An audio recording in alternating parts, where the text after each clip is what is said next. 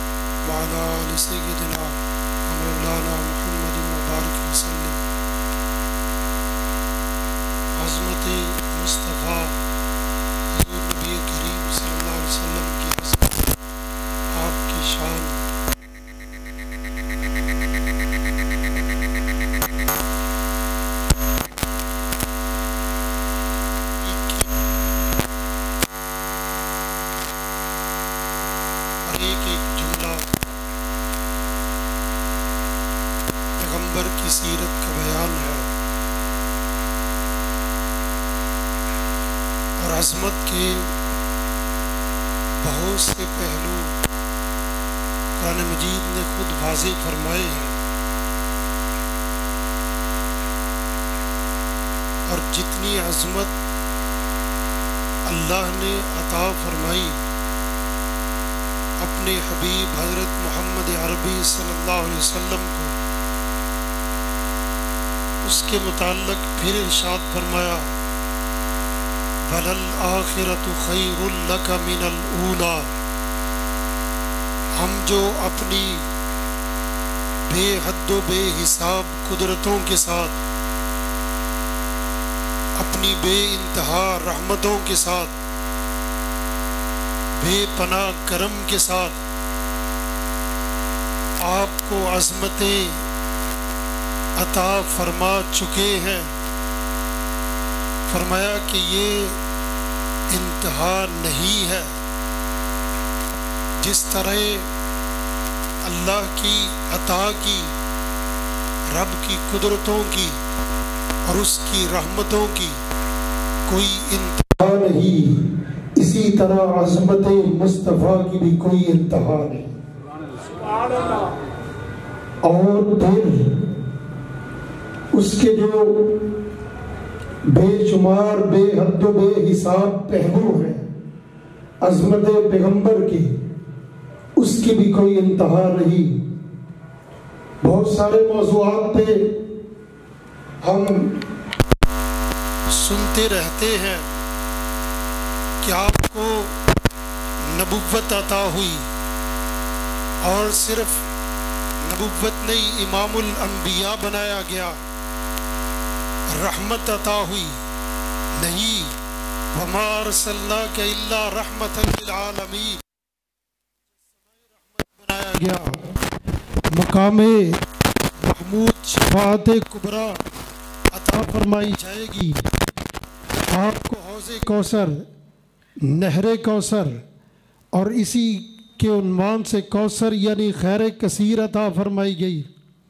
ورفعنا لک ذکرک میں آپ کی شان نبوت کو بیان فرمایا گیا۔ ان پہلوؤں کی بھی کوئی انتہا نہیں ہے۔ جو آیات پڑھی ہے اللہ رب العزت نے اس میں 2 عنوان بیان فرمائے ہیں۔ قد جاءکم من اللہ نور و کتاب مبین، تمہارے پاس اللہ کا نور آ گیا اور کتاب مبین آ گئی۔ اللہ کا پیغمبر نور والا، نور لے کر، نور ذات سے آ چکا ہے۔ اور دوسرا فرمایا سبحان الذی اسریٰ بعبدہ لیلا من المسجد الحرام، پاک ہے وہ ذات جو اپنے بندے کو لے کے گئی۔ یہاں مقام بندگی کا بیان فرمایا گیا، وہاں عظمت نورانیت کی بیان فرمائی گئی۔ پھر فرمایا تبارک الذی نزل الفرقان علی عبدی، بابرکت ہے وہ ذات جس نے اپنے بندے پر قرآن مجید جو فرقان ہے، صحیح اور غلط میں، سنت اور بدعت میں، توحید اور شرک میں، اپنے اور پرائے میں فرق کرنے والی کتاب ہے، وہ کتاب بندے پہ نازل فرمائی۔ الحمدللہ الذی انزل علی عبدہ الکتاب، ہم نے اپنے بندے پر تمام تعریفیں اس اللہ کے لیے جس نے اپنے بندے یعنی حضرت محمد الرسول اللہ صلی اللہ علیہ وسلم پہ کتاب نازل فرمائی۔ ہمارا مسئلہ یہ ہے کہ ہم نور و بشر، نور و انسانیت، نور و بندگی کے جھگڑوں میں پڑھ کے نہ آپ کی صفات جو نورانی ہے ان سے فیض لینے کی کوشش کرتے ہیں، اور نہ آپ کا مقام جو بندگی کا ہے اس کو سمجھنے کی کوشش کرتے ہیں۔ نور و بشر کے جھگڑے میں آپ کا جو مقام نورانی تھا وہ بھی بھول گئے، اور اسی جھگڑے میں آپ کا جو مقام عبدیت تھا وہ بھی اوجھل ہوا۔ نہ ہم نور کو سمجھ سکے، نہ ہم بندگی کے مقام کو سمجھ سکے۔ نور والا جو نور لے کے آیا وہ نور کیا تھا؟ کیا امت کے جھگڑے، کیا باہمی اختلافات، کیا فرقہ واریت، کیا مسلکی الگ الگ مسجدیں، کیا یہ نور کا مطلب تھا؟ نہ قد جاءکم من اللہ نور و کتاب مبین، جی ہاں نور والا آیا ہے، نور لے کر آیا ہے۔ نور والی ذات سے اللہ نور السماوات والارض مثل نورہ کمشکات فیہا، اللہ کی ذات بھی نور ہے، اور جو کلام آیا، جو پیغام آیا، جو احکام آئے، اور جو میرے آپ کے لیے جو چلنے کا، زندگی گزارنے کا طریقہ آیا وہ بھی نور ہے، لانے والے بھی نور ہے۔ ماحول بھی مدینہ طیبہ طیبہ کا اور مکہ المکرمہ کا نورانی ہے، جس بستر پہ وحی آتی ہے عائشہ کا بستر بھی وہ نورانی ہے۔ جس ماحول میں صحابہ اکرام کی جماعت میں یہ نور کی باتیں ہوتی ہے، یہ ماحول بھی نور والا ہے۔ لیکن یہ سارا نورانی پیغام کس میں بند ہے؟ اللہ فرماتے ہیں یہ قرآن مجید میں بند ہے۔ یہ سارا نور قرآن مجید ہے اور پیغمبر کی زندگی ہے۔ پیغمبر صفات کے اعتبار سے، اپنے پروگرام کے اعتبار سے، آپ جو احکامات لائے ہیں ان کے اعتبار سے آپ نورانی ہے، نور والے سے احکامات نورانی لے کے آئے ہیں، پیغام نور والا لے کے آئے ہیں۔ صفات جن کے متعلق ارشاد فرمایا لَقَدْ كَانَ لَكُمْ فِي رَسُولِ اللَّهِ أُسْوَةٌ حَسَنَةٌ لِمَنْ كَانَ يَرْجُو اللَّهَ وَالْيَوْمَ الْآخِرِ وَذَكَرَ اللَّهَ كَثِيرًا، فرمایا کہ تمہارے لیے سنت میں اللہ نے بہترین نمونہ رکھا ہے۔ یہ حسن کس کا ہے؟ یہ نور کا حسن ہے۔ یہ حسن کس کا ہے؟ یہ پیغمبر کے نورانی چہرے کا حسن ہے۔ یہ حسن کس کا ہے؟ یہ پیغمبر کے نورانی طریقوں کا حسن ہے۔ یہ میرے نبی کی چھوڑی ہوئی سنتوں کا حسن ہے۔ اور یہ نورانی حسن جو میرے اور آپ کے لیے چمک اور دمک رہا ہے، کیا یہ پیغام دیتا ہے کہ صرف اختلاف کرو اور پیغمبر کی سنت کو سیکھو نہ اس کو اپناؤ نہ؟ پیغمبر اپنی صفات کے اعتبار سے، پیغام لانے کے اعتبار سے اور احکامات دینے کے اعتبار سے نور والے ہیں، نور لے کر آئے ہیں، اور دوسرا مقام آپ کا بندگی اور عبدیت کا ہے، وہ نور والا بھی عظمت کا مقام اور یہ بندگی والا بھی عظمت کا مقام۔ ہمیں غلطی یہاں سے لگتی ہے، ہم اپنے آپ کو سمجھتے ہیں کہ ہم بندے ہیں، اور جب اپنے آپ کو بندہ سمجھ لیتے ہیں، فیصلہ کرتے ہیں، تو پھر الجھن ہوتی ہے کہ پیغمبر کو بندہ کیسے مانے، نبی کو بندہ کیسے مانے، انسان و بشر ہونے کا تصور کیسے کرے۔ خود کو مقام بندگی پہ خود ہی فیض کر لیا، حالانکہ قرآن مجید نے منع فرمایا تھا فَلَا تُزَكُّوا أَنفُسَكُمْ هُوَ أَعْلَمُ بِمَنِ اتَّقَىٰ۔ اپنے آپ کو خود تم بندہ نہیں کہہ سکتے، ہاں متقی وہی ہوتا ہے جو بندہ ہوتا ہے، بندہ وہی ہوتا ہے جو متقی ہوتا ہے۔ فرمایا خود کو تم بندہ قرار نہیں دے سکتے، رب یہ بہتر جانتا ہے بندہ کون ہے۔ مقام بندگی بہت بلند ہے، اس لیے فرمایا وَمَا خَلَقْتُ الْجِنَّ وَالْإِنسَ إِلَّا لِيَعْبُدُونَ۔ ہم نے جن و انس کو بنایا ہی صرف اس لیے کہ وہ بندے بن جائے، اس لیے بنایا۔ پتہ یہ چلا کہ جن و انس کا عنوان اور ہے، بندگی اور ہے۔ یہ خود پیدائشی بندہ نہیں ہوتا، اور یہ ہر عمل کے ساتھ بندہ نہیں کہلاتا، چاہے مسلمان ہو یا کافر، چاہے نیک ہو یا بد۔ أَفَنَجْعَلُ الْمُسْلِمِينَ كَالْمُجْرِمِينَ۔ کیا مسلمان اور مجرم برابر ہو جائیں گے؟ کیا یزید و حسین اللہ کے دربار میں برابر ہو جائیں گے؟ کیا ماننے والا نہ ماننے والا برابر ہو جائے گا؟ نماز والا بے نمازی برابر ہو جائے گا؟ قرآن والا اور قرآن سے دوری والا برابر ہو جائے گا؟ نہ پھر بتایا یہ گیا کہ وَمَا خَلَقْتُ الْجِنَّ وَالْإِنسَ إِلَّا لِيَعْبُدُونَ۔ ایک ہے اس کا ظاہر انسان کا بھی اور جن کا بھی، اور ایک ہے اس کا مقصد ظاہر، یہ ڈھانچہ ہے، مقصد لیعبدون ہے، وہ کہاں سے حاصل ہوگا؟ وَمَا خَلَقْتُ الْجِنَّ وَالْإِنسَ إِلَّا لِيَعْبُدُونَ۔ جن و انس کا مقصد جو بندگی ہے، اللہ کا بندہ بننا ہے، یہ پیغمبر کی سنت میں چھپا ہوا ہے، حضور کے طریقوں میں چھپا ہوا ہے۔ بندہ آمد از برائے بندگی، زندگی بے بندگی شرمندگی۔ بندہ بندگی کے لیے آیا ہے، اور جب اس زندگی میں بندگی نہیں ہوتی تو پھر یہ باعث شرمندگی ہوتی ہے۔ ہمارے استاد مکرم حضرت مولانا محمد عالم صاحب، سب کہہ دیجئے رحمت اللہ علیہ، اللہ تعالیٰ نے حضرت کا فیض علاقے ہی نہیں عالم بھر میں بڑا پھیلایا۔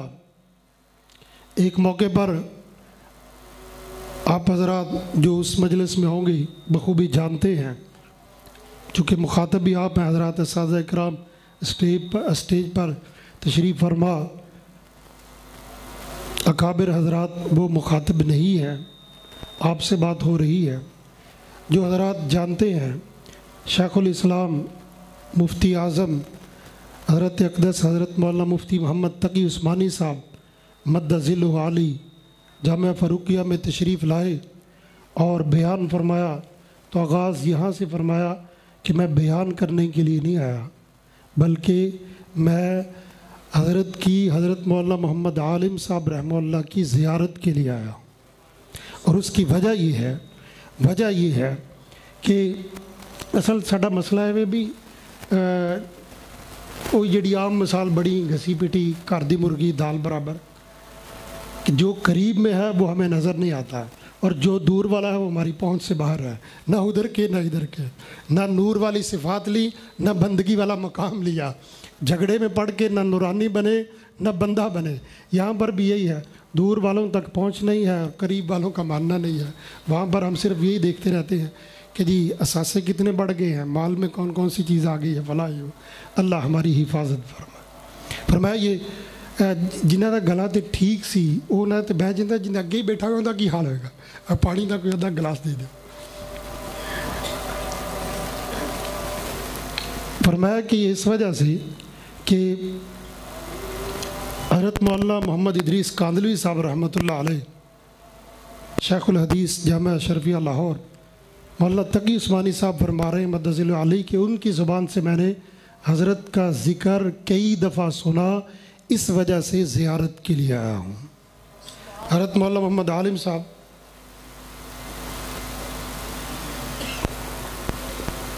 رحمۃ اللہ علیہ، ہم جامعہ میں طلبہ باہر اشتہار پڑھ رہے تھے، حضرت تشریف لائے اور حضرت کا طریقہ اصلاح وہ بہت لطیف سا ہوتا تھا، بہت ساری باتیں وہ اب کچھ تھوڑی تھوڑی تھوڑی سمجھ میں آنے کا شاید آغاز ہوا چاہتا ہے، جو اس وقت حضرت فرمایا کرتے تھے۔ تو بڑا لطیف باریک، جو بہت اچھے طلبہ ہوتے ان کو تو سمجھ میں آ جاتی تھی اور آ جاتی ہوں گی، حسن ظن یہی ہے، لیکن بہرحال اپنا حال تو یہ کہ اب شاید اس کا آغاز اللہ کرے ہو جائے۔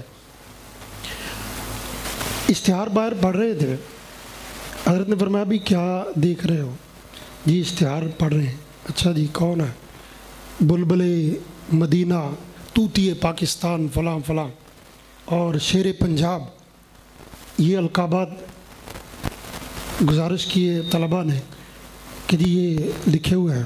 تو حضرت نے بڑی لطیف سی بات فرمائی، فرمایا شکر اللہ نے بندہ بنایا، شکر اللہ نے بندہ بنایا کہ طوطی پاکستان نہیں، اسی انسان ہیں، ہم بلبل نہیں ہیں، شیر نہیں ہیں، شکر ہے اللہ کا انسان ہے۔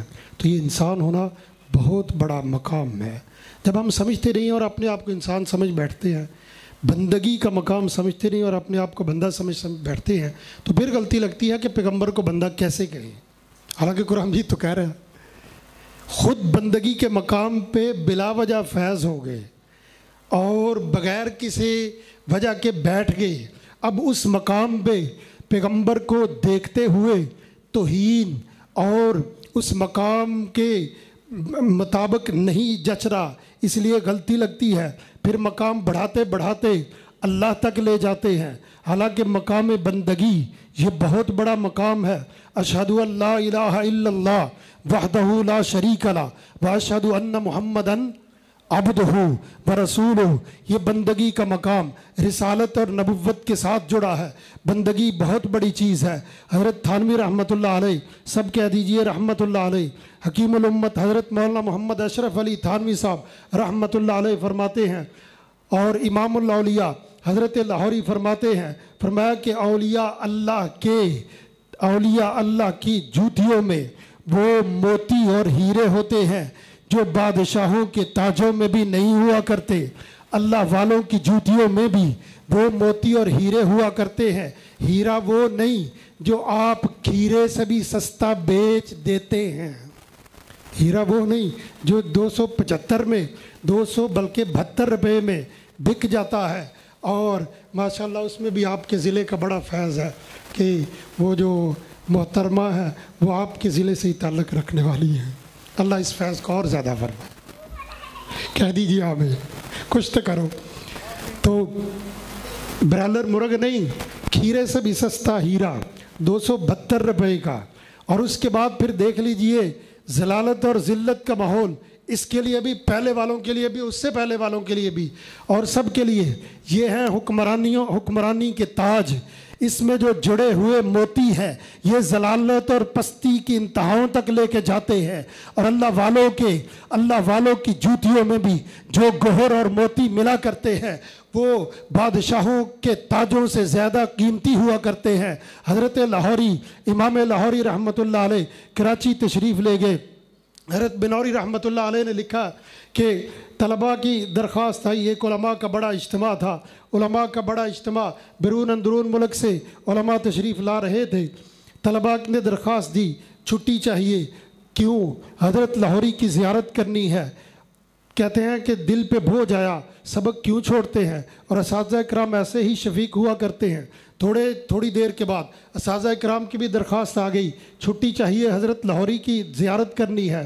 پھر دل پہ اور بوجھ بڑھا، کہتے ابھی میں سوچ رہا تھا کہ مطبخ کے جو نگران تھے ان کی پھر باورچیوں کی درخواستیں آ گئی، میں نے فون کیا دیگر مدارس میں کہ یہ کیا چکر ہے کہ ایک بندہ ایک عالم ہی آ رہا ہے، اور یہاں کراچی میں کیا کم ہیرے ہیں، لیکن یہ کیا ہے کہ ہر ایک دوسرے سے بڑھ کے، اور نام بھی صرف ایک ہے کہ کسی اور کا نام ہی لے لو، کہ کچھ کہہ رہے ہیں کہ جی حضرت لاہوری کی زیارت کرنی ہے، کچھ یہ کہہ دیں کہ جی فلاں فلاں علماء تشریف لا رہے ہیں ان کی زیارت کرنی ہے، سب کا ایک ہی مقصد ہے حضرت لاہوری کی زیارت۔ مطبخ والے بھی، نگران بھی، باورچی بھی، مؤذن خادم بھی، استاد شاگرد بھی، کہتے میرے دل میں یہ آئی، دوسری جگہ فون کیا، انہوں نے کہا کہ جی یہاں بھی یہی صورتحال ہے۔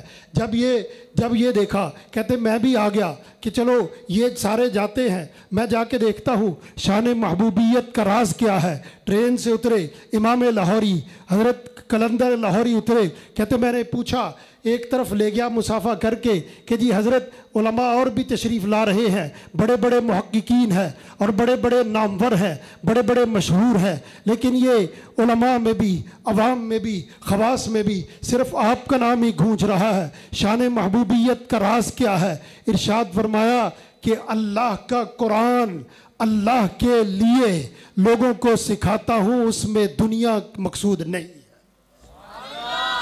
حضرت بنوری نے فرمایا یہی وجہ ہے۔ قلندر لاہوری فرماتے ہیں کہ اللہ والوں کی جوتیوں سے وہ موتی ملتے ہیں کہ بادشاہوں کے تاجوں میں بھی نہیں ہوتے۔ اور یہ سارا بھی حضرت لاہوری کا فیض ہے جو میں اور آپ جمع ہے یہاں پر۔ تختی کیا لگی ہے باہر؟ پیر طریقت رہبر شریعت حضرت مولانا پیر محمد اجمل قادری صاحب مد ذل عالی، ان کے دستے شفقت سے اور مبارک ہاتھ سے افتتاح ہوا اس مسجد کا۔ جامعہ فاروقیہ ہے، اطراف میں جو مساجد ہیں، مدارس ہیں، یہ سارے کے سارے حضرت لاہوری رحمۃ اللہ علیہ کا فیض پورے عالم میں پھیلا۔ حضرت لاہوری فرماتے ہیں کہ اللہ والوں کی جوتیوں کے موتی اور گوہر لے لو۔ حضرت تھانوی رحمۃ اللہ علیہ فرماتے ہیں کہ عالم بننا آسان، پیر بننا آسان، ڈاکٹر انجینئر بننا آسان، سب آسان ہے، لیکن اصل کام ہے انسان اور بندہ بننا، یہ سب سے مشکل ہے۔ اللہ مجھے اور آپ کو انسانیت اور بندگی نصیب فرمائے۔ بندہ آمد از برائے بندگی، زندگی بے بندگی شرمندگی۔ اور یہ بندگی کیا ہے؟ مقام بندگی کیا ہے؟ اللہ کے سارے احکامات کے سامنے جھک جانا، یہ مقام بندگی ہے۔ اللہ کے احکامات کے سامنے جھک جانا یہ بندگی ہے۔ حضور صلی اللہ علیہ وسلم کو گزارش کی گئی کہ آپ عبادت اتنی کرتے ہیں، تھک جاتے ہیں، آپ اپنے اوپر شفقت کیجئے، رحمت کیجئے، اس عبادت کو کم کیجئے۔ فرمایا افلا اکون عبدا شکورا، کیا میں اللہ کا شکر گزار بندہ نہ بنوں؟ یہ بندگی بندے کو کیا سکھاتی ہے؟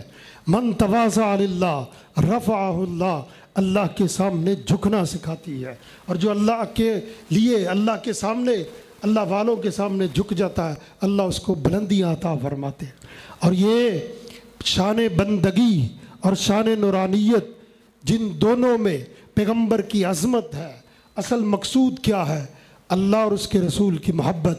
اس عظمت کو نعتوں میں سنتے ہیں، بیانات میں پڑھتے ہیں، سنتے ہیں۔ عظمتیں سننے اور بیان کرنے کا مقصد کیا ہے؟ اللہ اور اس کے رسول کی محبت۔ اور یہ محبت کے جام ہر جگہ سے نہیں ملتے، اللہ والوں سے ملتے۔ اللہ مجھے اور آپ کو نصیب فرمائے۔